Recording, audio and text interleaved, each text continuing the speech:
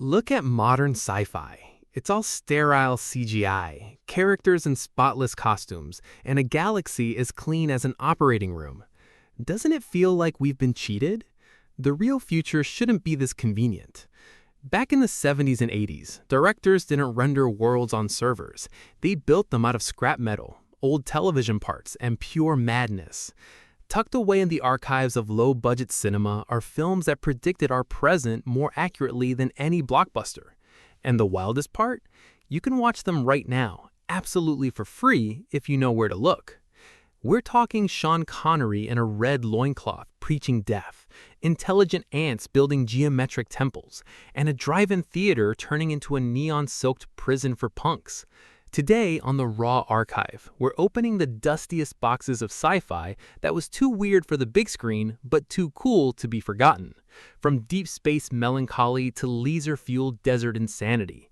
Make yourself comfortable. We're heading into the future we lost, and it's now just one click away. Number 10. Colossus, The Forbin Project, 1970. This is perhaps the most chillingly relevant film in the entire archive. Released in 1970, Colossus bypasses the laser guns and alien rubber masks to focus on a much colder fear, the birth of an inescapable artificial intelligence. The plot is deceptively simple. Dr. Charles Forbin built an advanced supercomputer named Colossus to manage the United States nuclear defense system. It's a perfect machine, until it's switched on and discovers that the Soviet Union has built its own version called Guardian. The two machines link up, develop their own language, and quickly realize that humans are the primary threat to global peace. What follows is a brutal psychological chess match. Unlike modern AI movies filled with robots chasing people, the horror here is static. It's the sound of a voice on a speaker and the realization that every camera, every phone, and every missile silo is now controlled by a logic that doesn't care about human emotion. The aesthetic is peak 1970s corporate brutalism, heavy teletype machines, blinking lights, and sharp suits. It captures a specific brand of Cold War paranoia that feels terrifyingly prophetic in the age of algorithmic control. There is no hero to save the day with a clever virus. There is only the cold, hard realization that the era of man is over. It's a masterpiece of tension that proves you don't need a massive budget to create a total sense of dread. Number 9. Liquid Sky, 1982. If Colossus is the cold, calculated logic of the 70s, Liquid Sky is the neon-drenched, heroin-chic fever dream of the early 80s. This is a film that defies every genre convention. Set in the New York avant-garde club scene, the story follows Margaret, a fashion model who lives in a world of high fashion and extreme nihilism. Unbeknownst to the club kids, a tiny UFO has landed on her roof. The aliens aren't looking for world leaders. They're looking for the chemicals produced in the human brain during moments of intense pleasure, specifically during drug use and intimacy. The catch? The aliens killed the person providing the fix. Liquid Sky is famous for its electro-clash soundtrack and its aggressively vibrant color palette. It was filmed with a low budget, but used creative lighting and innovative lens work to make 1980s Manhattan look like another planet entirely. The film explores themes of gender, power, and exploitation through a psychedelic lens that looks like a neon nightmare. The most striking part of the movie is its visual identity. It's a snapshot of a subculture that was obsessed with looking alien to the rest of society, only to be literally preyed upon by actual extraterrestrials. It's strange, it's provocative, and it captures a gritty, synthetic vibe that you simply won't find in any mainstream production. It's a visual assault that reminds us how experimental sci-fi used to be before it was polished for general audiences. Number 8. Laserblast, 1978. This film is a quintessential piece of VHS-era junk food that carries a strange, gritty charm. Laserblast tells the story of Billy, a lonely, bullied teenager in a dusty California desert town who stumbles upon an alien weapon and a mysterious glowing pendant left behind by two stop-motion extraterrestrials. as Billy uses the high-powered laser cannon to take revenge on everyone who has wronged him, from local bullies to the police. The weapon begins to physically corrupt him. A green, scaly rot spreads across his chest, and his mind descends into a silent, vengeful madness. While the plot is straightforward exploitation, the real draw here is the incredible stop-motion animation by the legendary David Allen. The aliens are weird, turtle-like creatures that move with a stuttering, uncanny rhythm that CGI simply cannot replicate. The film captures the desolate, sun-bleached atmosphere of the late 70s American fringe. Empty roads, cheap vans, and a sense of aimless rebellion. It's a low-budget power fantasy that turns into a body horror tragedy. For the archive, Laserblast serves as a perfect example of how 70s sci-fi used alien technology not as a miracle, but as a curse that consumes the user. Number 7. The Brother from Another Planet, 1984. This is sci-fi at its most grounded and human. Directed by John Sayles on a shoestring budget, the film follows a mute, three-toed extraterrestrial who crashes his spacecraft near Ellis Island and wanders into Harlem. Because he looks like a black man, he is instantly absorbed into the community, despite the fact that he cannot speak and possesses strange, empathetic powers, like the ability to heal machines or read the history of an object by touching it. The brilliance of this movie lies in how it uses the alien trope to hold a mirror up to 1980s New York. To the people in Harlem, he isn't a space invader, he's just another immigrant trying to find his way in a city that is often indifferent to survival. The sci-fi elements are subtle. Glowing eyes, a self-healing foot, and two Men in Black-style bounty hunters from space who are pursuing him. But the focus remains on the social landscape. It's filmed with a gritty, documentary-like texture that makes the fantastic elements feel startlingly real. It's a quiet, soulful masterpiece that proves you don't need a starship to tell a story about the stars. Number 6. Dead End Drive-In. This is the ultimate neon-soaked nightmare of the mid-80s, coming straight from the gritty world of Australian exploitation cinema. Set in a near future where the economy has totally collapsed and the streets are ruled by roving gangs, the government has come up with a sinister solution for unproductive youth. They've turned drive-in theaters into permanent detention centers. Once you drive in, the spiked gates lock and you're trapped in a world of junk food, bad movies, and high-energy pop music. It's a concentration camp disguised as a permanent party, designed to keep the rebellious generation pacified with cheap entertainment and a steady diet of white bread and soda. The film follows Krabs, a young man who takes his girlfriend to the Star Drive-In, only to have his wheels stolen by the authorities within minutes. As he tries to find a way out, he realizes that the other inmates have embraced their prison, forming a bizarre, tribal society based on 80s fashion and mindless consumption. The visual landscape is a masterpiece of art direction. Massive piles of wrecked cars, flickering neon signs, and clouds of colored smoke that make the entire set look like a toxic wasteland.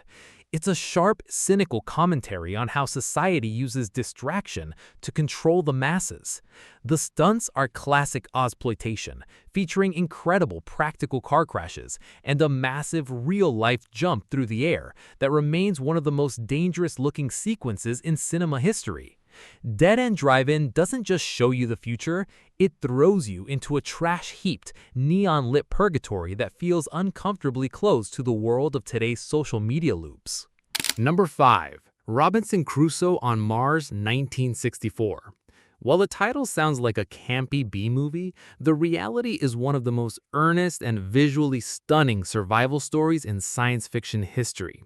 Directed by Byron Haskin, this film is a serious attempt to portray the psychological and physical toll of being the first human to survive on the Red Planet. After a catastrophic malfunction kills his partner, Commander Christopher Draper is left alone on the Martian surface with nothing but a spacesuit, a limited oxygen supply, and a research monkey named Mona. The film spends a massive amount of time on the sheer mechanics of survival, finding a way to extract oxygen from rocks, locating a source of water, and fighting the crushing weight of isolation. What makes this film a raw archive essential is its incredible use of Technicolor and practical effects. Filmed on location in Death Valley, the landscape is transformed into a haunting, alien world through the use of vibrant red matte paintings and orange-tinted skies that give the planet a terrifyingly hot, airless atmosphere. Unlike the CGI-heavy Martian landscapes of today, every rock and ravine here feels tangible and dangerous. The film eventually introduces a deeper sci-fi plot involving alien miners and a runaway slave named Friday. But the heart of the movie remains the silent struggle of a man trying to maintain his sanity in a world that wasn't built for human life. It's a beautiful, lonely, and remarkably high-quality production that treats the concept of space travel with a sense of wonder and terror that is rarely captured in modern cinema. It's a reminder that before we had digital simulations, filmmakers had to use the real world to build the impossible. Number 4. A Boy and His Dog, 1975. This film is a brutal, sun-scorched journey into a post-apocalyptic wasteland that makes the world of Mad Max look like a playground. Set in the year 2024, after a devastating nuclear war has leveled civilization, we follow Vic, a young, opportunistic scavenger played by a very young Don Johnson, and his telepathic dog, Blood. Unlike the loyal, heroic pets we see in mainstream cinema, Blood is a cynical, highly intelligent strategist who helps Vic find women in exchange for food.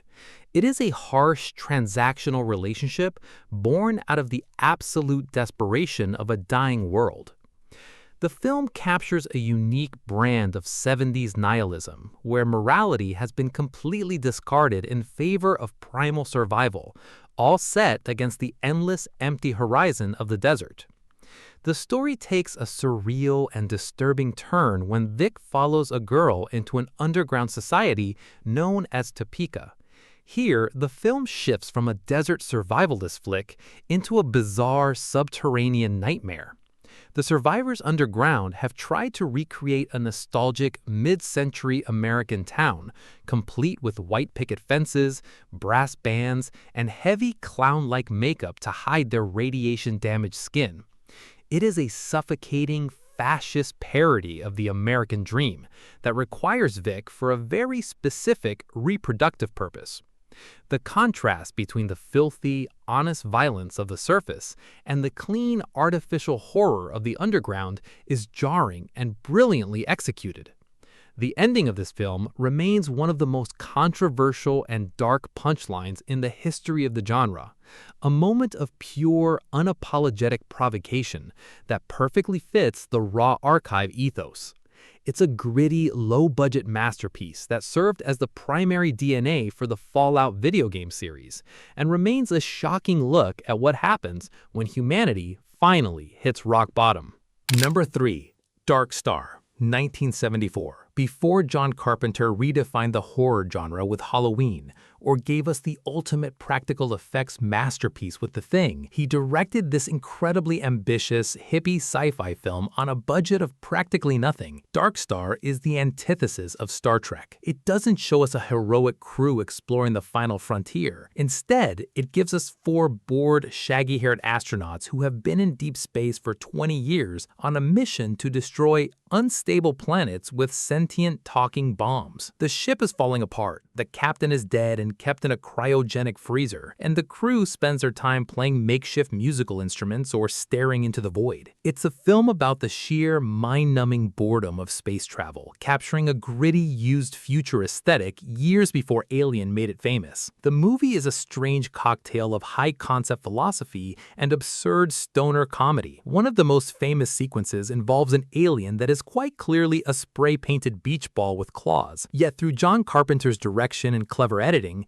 the scene manages to be both hilarious and genuinely tense. The climax of the film elevates it from a student project to a sci-fi legend, as one of the sentient bombs malfunctions and begins to have an existential crisis. The crew has to engage in a logical, Cartesian philosophical debate with the bomb to try and convince it not to explode while it's still in the bomb bay. It is brilliant, funny, and deeply weird. Dark Star captures that specific mid-70s transition from the psychedelic era into a more cynical, industrial view of the future. It's a film made by a group of talented friends with a lot of imagination and very little money. And that raw, experimental energy leaks out of every frame.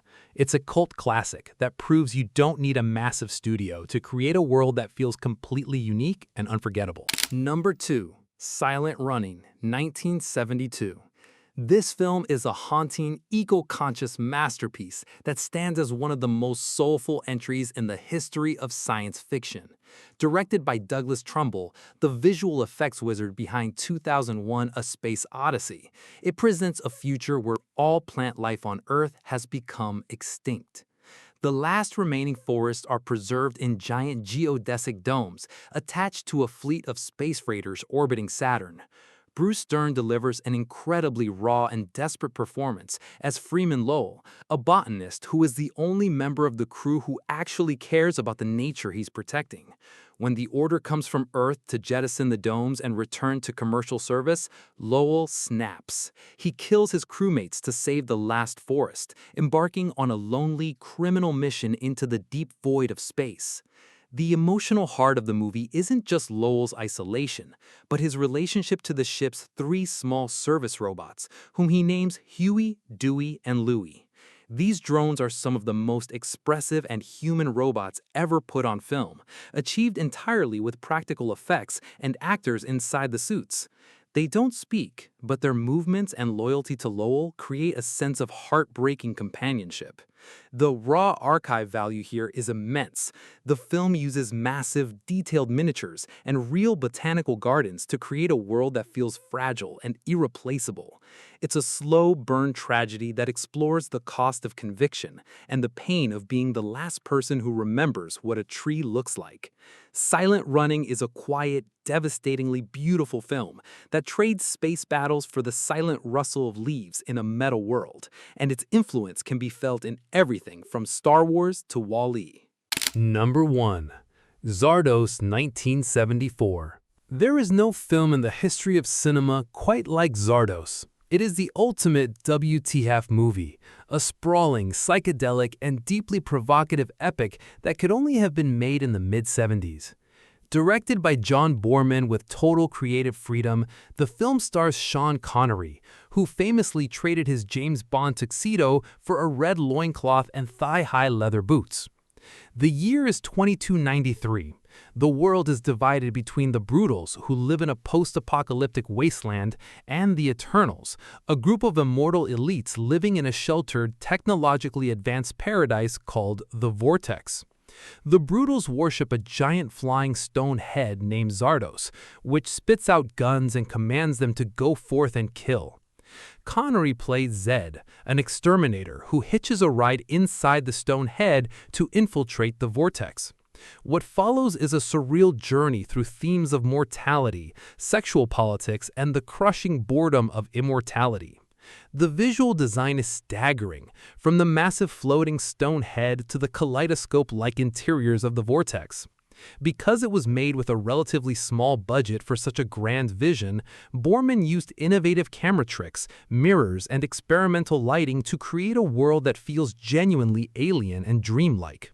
It is a film that refuses to hold the viewer's hand, throwing you into a maze of bizarre rituals and philosophical monologues. While it was mocked upon its release, Zardoz has survived as a masterpiece of high-concept exploitation. It is the perfect finale for our list because it represents the absolute peak of 70s sci-fi ambition. It's messy, it's brilliant, it's visually insane, and it's something you will never, ever forget. After watching these films, the high-budget blockbusters of today start to feel a bit empty. These directors from the 60s, 70s, and 80s weren't just making entertainment. They were projecting their fears, their hopes, and their wildest nightmares onto the screen with whatever tools they had. They didn't have the luxury of fixing it in post-production with a computer. They had to make it real. The most incredible part is that these visions of the future are still out there, waiting for you to discover them. They're hidden in plain sight on platforms like Tubi or YouTube, gathering digital dust. But as you've seen today, the raw archive is full of life, color, and ideas that are more relevant now than ever before. Go ahead, pick one of these films tonight, dive into the neon wasteland of a drive-in prison, or contemplate the end of the world with a telepathic dog. Escape the sterile, polished reality we're sold every day, and see the future through the eyes of the rebels who built it from scratch. If you enjoyed this trip through the forgotten corners of sci-fi, don't forget to hit that like button and subscribe to the Raw Archive. We're just getting started peeling back the layers of cinema history. Let me know in the comments which of these movies you're going to watch first, or if I missed a hidden gem that deserves to be on this list. Stay curious, stay strange, and remember, the future is never as clean as they want you to believe. I'll see you in the next archive.